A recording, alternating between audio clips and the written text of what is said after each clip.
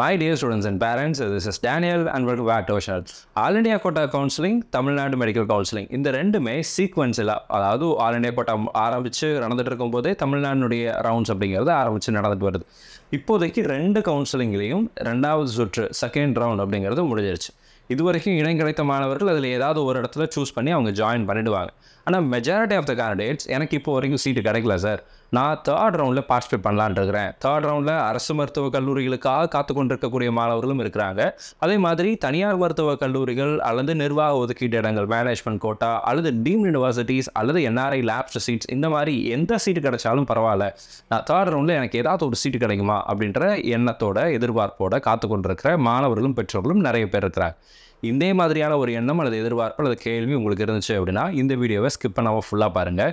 Because all India quota third round as well as Tamil Nadu medical counselling third round, இந்த ரெண்டுலேயுமே நம்மளால் participate பண்ண முடியுமா, அல்லது இந்த ரெண்டுலேயும் பார்ட்டிசிபேட் பண்ணும்போது ஃபினான்ஷியல் லாஸஸை எப்படி அவாய்ட் பண்ணுறது? ஏன்னா அல்டிமேட்டாக நீங்கள் ஏதாவது ஒரு இடத்துல தான் சேர முடியும். ஒன்று ஆல் இண்டியா கோட்டாவில் சூஸ் பண்ணி ஜாயின் பண்ண முடியும், அல்லது தமிழ்நாட்டில் சூஸ் பண்ணி ஜாயின் பண்ண முடியும். இந்த ரெண்டில் ஏதாவது ஒரு இடத்துல ஜாயின் பண்ணும்போது எதை நீங்கள் விடுறீங்களோ அந்த இடத்துல நீங்கள் கட்டின செக்யூரிட்டி டெபாசிட் அல்லது பெனால்ட்டி அல்லது உங்களுக்கு நீங்கள் கட்டின டியூஷன் ஃபீஸ், இந்த மாதிரி நிறைய விஷயங்களை ஃபினான்ஷியலாக லாஸ் பண்ண வேண்டியனா அதை இழந்து போக வேண்டிய சூழ்நிலை அப்படிங்கிறது இருக்கிறதுனால கொஞ்சம் கிளவராக இன்டெலிஜென்ட்டாக யோசித்து நீங்கள் செயல்படணும் அப்படிங்கிறதுக்காக தான் இந்த வீடியோவில் நம்ம அதை பற்றின அந்த ஷெடியூலில் எப்படி நடக்கும் அண்ட் இதிலிருந்து ஃபினான்ஷியல் லாஸஸை எப்படி அவாய்ட் பண்ணுறது அப்படிங்கிறத தெளிவாக இந்த வீடியோவில் பார்த்தலாம். இந்த வீடியோ கண்டிப்பாக உங்களுக்கு பிரயோஜனமாக இருக்கும். அப்படி பிரயோஜனமாக இருக்குதுன்னு நினச்சிங்கன்னா மறக்காமல் வீடியோவை லைக் பண்ணிவிடுங்க. அண்ட் இந்த இன்ஃபர்மேஷன் வேறு யாருக்காவது உபயோகப்படும், பிரயோஜனமாக இருக்கும் அப்படின்னு நினச்சிங்கன்னா அவங்களுக்கு இந்த வீடியோவை ஷேர் பண்ணிடுங்க. ஸோ இது வரைக்கும் சேனலை சப்ஸ்கிரைப் பண்ணல அப்படின்னா மறக்காமல் சேனலையும் சப்ஸ்கிரைப் பண்ணி வச்சுக்கோங்க.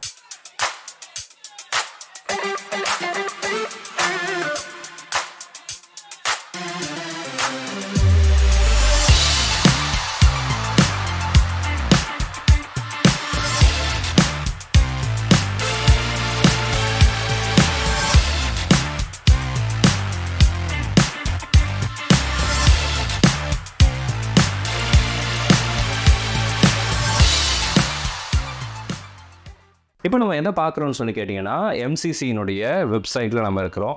இந்த எம்சிசி வெப்சைட்டில் யூஜி மெடிக்கல் கவுன்சிலிங்கில் revised state and all India quota counselling schedule அப்படிங்கிற ஒரு இது இருக்குது. நமக்கு ஆல் இண்டியா கோட்டாவுடைய தேர்ட் ரவுண்ட் எப்போ ஆரம்பிக்குது அப்படிங்கிற ஷெட்யூல் ஆல்ரெடி நம்ம கொடுத்துட்டாங்க. ஸோ தேர்ட் ரவுண்ட் ஆரம்பிக்கிறது பார்த்திங்கன்னா ரிஜிஸ்ட்ரேஷன் அப்படிங்கிறது நமக்கு 3rd அக்டோபர்லேருந்து 8th அக்டோபர் வரைக்கும் ஆரம்பிக்கிறதுக்கு டைம் கொடுத்துருக்குறாங்க. சாய்ஸ் ஃபில்லிங் 5ஆம் தேதியிலேருந்து 8ஆம் தேதி வரைக்கும் நமக்கு டைம் கொடுத்துருக்குறாங்க. ஸோ 5, 6, 7, 8 4 நாள் அப்படிங்கிறது சாய்ஸ் ஃபில்லிங்குரிய டைமாக இருக்குது. இந்த ரிசல்ட் எப்போ வருதுன்னு சொல்லி கேட்டிங்கன்னா 11ஆம் தேதி ஆல் இண்டியா கோட்டாவுடைய தேர்ட் ரவுண்டுடைய ரிசல்ட் அப்படிங்கிறது வருது. 11th of October நமக்கு ஆல் இண்டியா கோட்டா தேர்ட் ரவுண்டினுடைய ரிசல்ட் அப்படிங்கிறது வரப்போகுது. அண்ட் தமிழ்நாடு கவுன்சிலிங் எப்போ ஆரம்பிக்கும் அப்படிங்கிறதையும் நான் காமிச்சிடுறேன். இன்கேஸ் நீங்கள் all India quota as well as Tamil Nadu third round இது ரெண்டுலேயும் பார்ட்டிசிபேட் பண்ணுறதாக இருந்தால் பயப்படாமல் தைரியமாக ரெண்டுலேயும் நீங்கள் பார்ட்டிசிபேட் பண்ணலாம். உங்களுடைய ஃபினான்ஷியல் லாஸஸை நீங்கள் அவாய்ட் பண்ணணும்னு நினச்சிங்க அப்படின்னா wait for the result of all India quota. All India கோட்டாவுடைய ரிசல்ட்டுக்கு வெயிட் பண்ணுங்கள். இதே எம்சிசி நமக்கு ஸ்டேட் கவுன்சிலிங் ஷெட்யூல் அப்படிங்கிறது கொடுத்துருக்குறாங்க. ஒவ்வொரு ரவுண்டும் எப்போ நம்ம இந்தியா ஃபுல்லாக இருக்கக்கூடிய எல்லா ஸ்டேட்ஸ் அண்ட் யூனியன் டெரிட்டரிஸ் அவங்களுடைய ரவுண்ட்ஸ் ஆரம்பிக்கணும் அப்படிங்கிறது கொடுத்துருக்குறாங்க. இப்போ third round of all India quota அப்படிங்கிறது பார்த்தீங்க அப்படின்னா 3rd அக்டோபர்லேருந்து 11th அக்டோபர் வரைக்கும் நமக்கு நடக்கும் அப்படின்னு சொல்லியிருக்கிறாங்க. And last date of joining 18th October. So அதை நம்ம இங்கே பார்த்துடலாம். 18th அக்டோபருக்குள்ளே என்ன பண்ணணும் அப்படின்னா அவங்களுடைய லாஸ்ட் டேட்டை கொடுக்குறோம். அதாவது ரிசல்ட் டேட்டுங்கிறது 11th, ஓகேங்களா? அந்த 11th தேர்ட் ரவுண்ட் அஃபீஷியலாக முடிஞ்சிருது. அதுக்கப்புறம் ரிப்போர்ட்டிங் டைம்னா 12th 18th வரைக்கும்.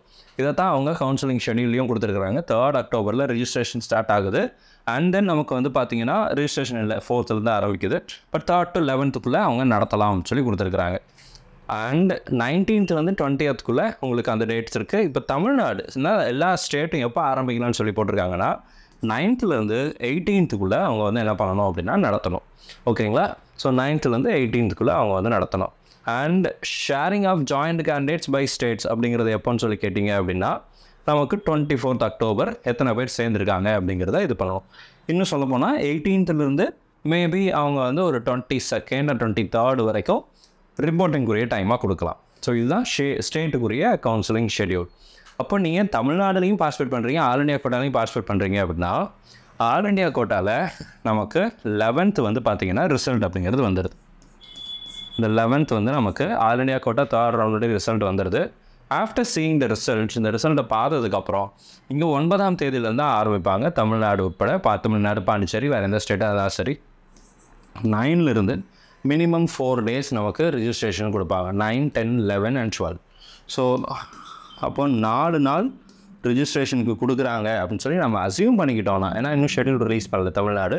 ஸோ அதனால் we assume that at least minimum of 4 days or 3 days கண்டிப்பாக கொடுப்பாங்க. 3 daysனு வச்சுக்கிட்டா கூட 9 to 11 வரைக்கும் நமக்கு டைம் இருக்கும். ஸோ அப்போது என்ன பண்ணலான்னா, இந்த 11th அன்னைக்கு ஆல் இண்டியா கோட்டா ரிசல்ட் பார்த்துட்டு if you get a seat in all India quota 3rd round, then இந்த தமிழ்நாட்டில் நீங்கள் பார்ட்டிசிபேட் பண்ணாமல் விட்டுறலாம். If you don't get a seat in All India quota, then you can participate, you can add the choices in Tamil Nadu counseling. So that உங்களுக்கு வந்து All India கோட்டாவில் நீங்கள் கட்டின செக்யூரிட்டி டெபாசிட்டும் நீங்கள் மிஸ் பண்ண மாட்டீங்க, அண்ட் தமிழ்நாட்டில் நீங்கள் கட்டின செக்யூரிட்டி டெபாசிட்டையும் நீங்கள் மிஸ் பண்ணிட மாட்டீங்க. ஸோ இந்த டைம் ஃப்ரேம் அப்படிங்கிறது வந்து சப்ஜெக்டட் டு த கண்டிஷன்ஸ். எந்த விதமான டிலேயும் இல்லாமல் எம்சிசி கவுன்சிலிங் சொன்னபடி அதே டேட்டில் நடந்து போச்சு அப்படின்னா எந்த பிரச்சனையும் வராது. இந்த 11th அன்னைக்கு ரிசல்ட் விடுறோம்னு சொன்னது 11th விட்டுட்டாங்க அப்படின்னா எந்த பிரச்சனையும் இருக்காது. Maybe if the result delay here, then இங்கே 12ஆம் தேதியோ அல்லது 13ஆம் தேதியோ மாறுச்சு அப்படின்னா then this may not work out. But as per the schedule 11th October நமக்கு all India quota 3rd round result வருது. Tamil Nadu state quota 3rd round பார்த்தீங்கன்னா அது கவர்மெண்ட் கோட்டாவாக இருந்தாலும் சரி, மேனேஜ்மெண்ட் கோட்டாவாக இருந்தாலும் சரி 9th October அப்புறம் தான் ஆரம்பிக்க போகிறாங்க registration as per MCC schedule. Tamil Nadu schedule இன்னும் விடலை. பட் 9th Octoberலேருந்து ஆரம்பிக்கிறாங்க அப்படின்னா 9 to அட்லீஸ்ட் ஒரு 11 or 12 வரைக்கும் ரிஜிஸ்ட்ரேஷன் இருக்கும். அந்த ரிஜிஸ்ட்ரேஷன் டைமுக்குள்ளே இந்த ரிசல்ட்டை நீங்கள் பார்த்துடலாம். இந்த ரிசல்ட்டை பார்த்துட்டு இங்கே பார்ட்டிசிபேட் பண்ணலாமா அல்லது வேண்டாமா அப்படிங்கிற முடிவை நீங்கள் எடுத்துக்கொள்ளலாம். ஸோ இந்த வீடியோ உங்களுக்கு ஒரு கிளாரிட்டி கொடுத்துருக்கோன்னு நினைக்கிறேன். பிகாஸ் ஆல் இண்டியா கோட்டாலையும் சரி, தமிழ்நாடுலேயும் சரி, if you resign a seat or if you don't join a seat, நீங்கள் கட்டின செக்யூரிட்டி டெபாசிட் அப்படிங்கிறது போயிடும். ஆல் இண்டியா கோட்டாவில் சீட் கிடச்சி நீங்கள் விட்டுட்டீங்கன்னா கூட, சேராமல் விட்டிங்கன்னா அங்கே பெனால்ட்டி எல்லாம் கிடையாது ஆல் இண்டியா கோட்டாவில். ஆனால் நீங்கள் கட்டின 2 லட்ச ரூபா security deposit in case of deemed universities that will be forfeited. அதே இது நீங்கள் ஸ்டேட் கோட்டாவில் தமிழ்நாட்டில் நீங்கள் வந்து பார்ட்டிசிபேட் பண்ணுறீங்க, சீட்டு கிடச்சிருச்சு, ஆனால் நீங்கள் சேராமல் போகிறீங்க அப்படின்னா நீங்கள் கட்டின security deposit plus 10 lakh of penalty அப்படிங்கிறது வந்து உங்களுக்கு forfeiture வரும். forfeiture of security deposit and again 10 lakh of penalty அப்படிங்கிறது, டிஸ்கண்டினியூஷன் ஃபீஸ் அப்படிங்கிறது நீங்கள் பே பண்ண வேண்டிய சூழ்நிலை அப்படிங்கிறது இருக்குது. ஸோ நல்லா யோசிச்சு இந்த 2ல் எதில் போகலாம் அப்படிங்கிறத ஃபஸ்ட்டே முடிவு பண்ணுங்கள். எந்த காலேஜில் சீட்டு கிடச்சா சேருவீங்களோ அதை மட்டும் போடுங்க. ஃபஸ்ட் ரவுண்ட் செகண்ட் ரவுண்டில் பண்ண மாதிரி எல்லா காலேஜையும் போட்டுட்டு, நிறைய பேர் நம்ம பார்த்துட்டோம். நிறைய மாணவர்கள் எனக்கு ஒரு சீட்டு கிடச்சி சார், இப்போ நான் அது வேண்டாம்னு நினைக்கிறேன், எனக்கு ஒரு சீட்டு கிடச்சது நான் வேண்டாம்னு நினைக்கிறேன், நான் சேர மாட்டேன், நான் சேரலை, எனக்கு பிடிக்கல, என் பையனுக்கு பிடிக்கல, என் பொண்ணுக்கு பிடிக்கல, எக்கச்சக்கமான ரீசனை பார்த்துட்டோம். எம்பிபிஎஸ் சீட்டு வேணும்னு ஒரு கூட்டம் வெயிட் பண்ணிகிட்டு இருக்கிறாங்க. நீங்களும் வெயிட் பண்ணிட்டு தான் இருந்தீங்க. உங்களுக்கு ஒரு சீட்டு கிடச்சிருக்கு அப்படிங்கும்போது ஏதோ ஒரு காரணத்துக்காக அந்த காலேஜ் அலாட்மெண்ட்டுக்கு அப்புறம் பிடிக்காமல் போயிடுதே அப்படிங்கிறதான் என்னுடைய ஆதங்கம். ஏன்னா உங்களுக்கு அந்த காலேஜ் வேண்டாம்னா அதை நீங்கள் போடாமல் விட்டுருந்தீங்கன்னா உங்களுக்கு பதிலாக வேறு யாரோ ஒருத்தர் அந்த காலேஜில் சீட்டு கிடச்சா போதும்னு வெயிட் பண்ணிட்டு இருக்கிற யாராவது ஒருத்தர் போய் சேர்ந்துருப்பாங்க தானே. எல்லோரும் நம்ம ஸ்டூடெண்ட்ஸ் தான். இப்போ அந்த உங்களுக்கு வேண்டாம் அப்படின்னு நினச்சிங்கன்னா இங்கே விட்டுருந்தீங்கன்னா என்னுடைய பசங்க வேறு யாராவது போய் சேர்ந்துருப்பாங்கல்ல. இதுதான் ஒரு ஆசிரியருடைய நிலைப்பாடாக இருக்கும். அந்த ஆதங்கம் தான் எனக்கும் இருக்குது. பெற்றோர்களுக்கு இது புரியும்னு நினைக்கிறேன். உங்களுக்கு எந்த காலேஜ் பிடிக்குதோ அதை மட்டும் போடுங்க. இந்த காலேஜ் வேண்டான்னு நினச்சிங்கன்னா அதை ஆட் பண்ணாதீங்க. பிகாஸ் இது மற்றவங்களை நீங்கள் பாதிக்கிறீங்க, சோஷியல் ரெஸ்பான்சிபிளாக நீங்கள் யோசித்து போடணும் அப்படிங்கிறதெல்லாம் முதலேருந்தே சொல்லிகிட்டு இருக்கோம். ஆனால் அதில் பெரும்பாலான மாணவர்கள் கரெக்டாக பண்ணுறாங்க, அவாய்ட் பண்ணிடுறாங்க, அந்த மாதிரி விஷயங்களை மிஸ்டேக் அவாய்ட் பண்ணிடுறாங்க. ஆனால் ஒரு சிலர் என்ன பண்ணிடுறாங்கன்னா எல்லாத்தையும் போடுறாங்க, அதுக்கப்புறம் அது வேண்டான்னு சொல்லிட்டு போகிறாங்க. ஆனால் இப்போ நீங்களே ஃபினான்ஷியலாக லாஸுக்குள்ளே வருவீங்க. உங்களுடைய பணமே செலவாகும், தேவையில்லாமல் அது எங்கேயோ போகும். ஸோ அதனால் கொஞ்சம் ரெஸ்பான்சிபிளாக எத்திக்கலாக ஃபாலோ பண்ணுவோம். ஸோ இந்த வீடியோ உங்களுக்கு யூஸ்ஃபுல்லாக இருக்கும்னு நினைக்கிறேன், ஒரு கிளாரிட்டி கொடுத்துருக்கோன்னு நினைக்கிறேன். இது தவிர உங்களுக்கு ஏதாவது கேள்விகளோ சந்தேகங்களோ இருந்துச்சு அப்படின்னா கீழே கமெண்ட் செக்ஷனில் டைப் பண்ணுங்கள். மேபி அடுத்தடுத்த வீடியோ அதற்குரிய பதிலையும் பார்க்கலாம். All the very best and thank you so much. நம்ம சேனலில் பார்க்கக்கூடிய மாணவர்கள் மற்றும் பெற்றோர்களுக்கு அவங்க விரும்பின மருத்துவக் கல்லூரிகள் கிடைக்கணும்னு சொல்லி உங்களுக்கு நானும் ப்ரே பண்ணிக்கிறேன். All the very best and thank you so much.